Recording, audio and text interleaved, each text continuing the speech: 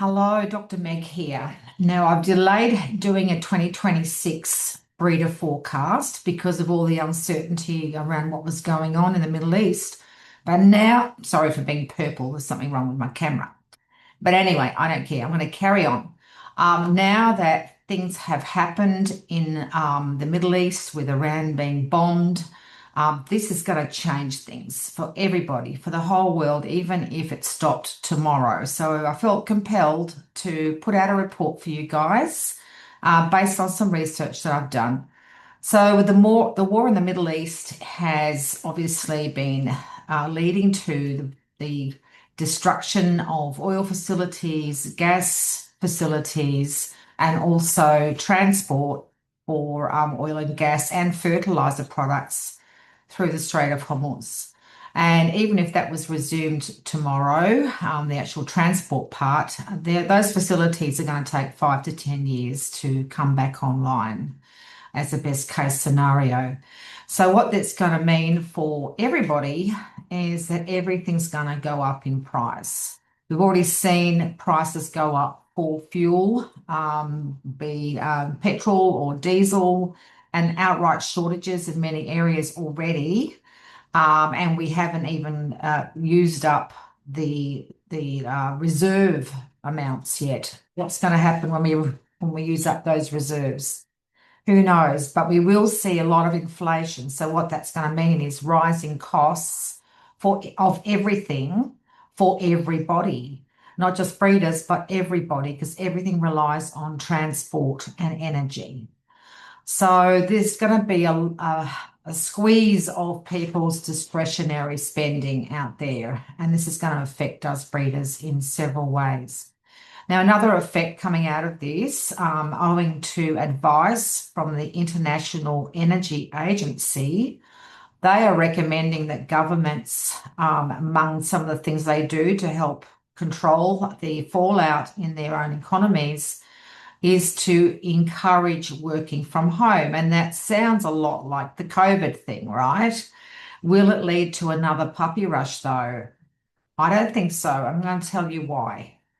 Because at the same time as people will be working from home a lot more, there's another element here, and that is that they will be facing increasing costs at the same time.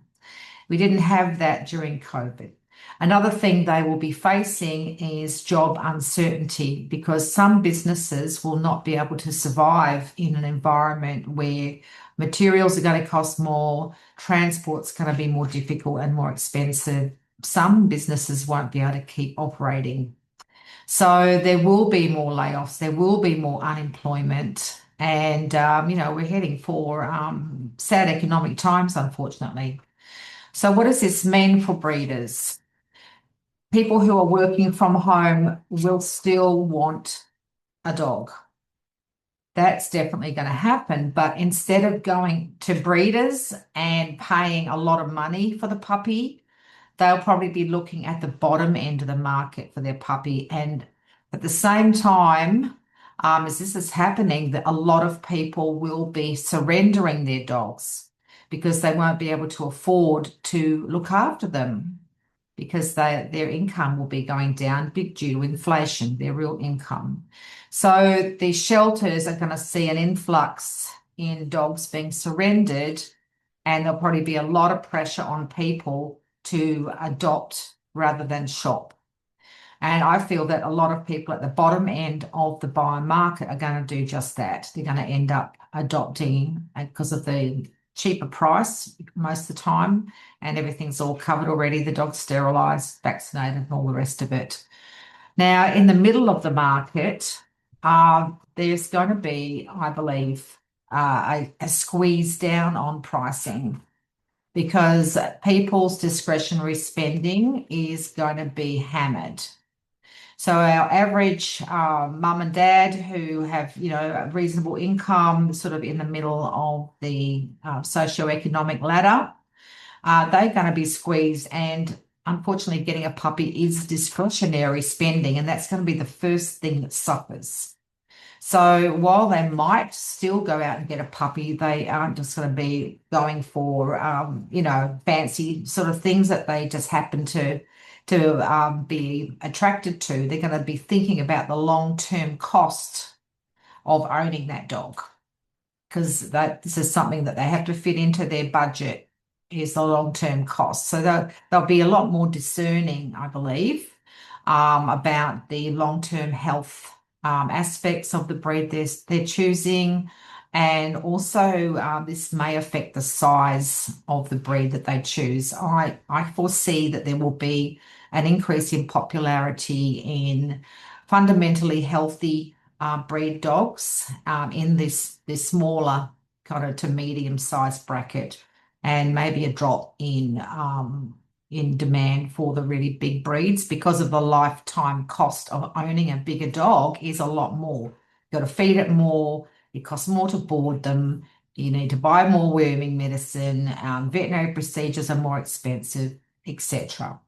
So expect a lot more discernment. You'll probably get the same number of inquiries, but fewer people will actually cross the line and buy. Now, at the top end of the market, there will always be a top end of the market. It's only a small proportion of the economy, but it will always be there. People at the top end of the socioeconomic scale will still have enough discretionary income to be able to pay good money for a puppy. So I believe that end of the market will be least affected by what's coming. So good luck, everyone. Tighten your belts. I think it's going to be quite a ride. If you are in the bottom end of the market, um, sooner rather than later, I do urge you to maybe cut down on your breeding a little bit, just to see how it goes. I don't have a crystal ball, but I would hate to see you get stuck with puppies you can't sell. Same for people in the middle of the market. Start talking more about your health testing, and how you can safeguard the temperament of the puppies that people are getting so that you can emphasize the lifelong value of the puppies that you're selling to people, and the relative cost being lower, the veterinary costs and things like that. That's going to be what people will be shopping on, going through this and entering this crisis. And at the top of the market, you will still get your prices. I don't really see prices increasing very much at the top end of the market. You might have a reduction in the actual volume of puppies that you can sell at that price. But hang in there, everybody, and I wish you all the best. Okay, that's me, Dr. Meg Howe, and thanks for listening. Bye-bye.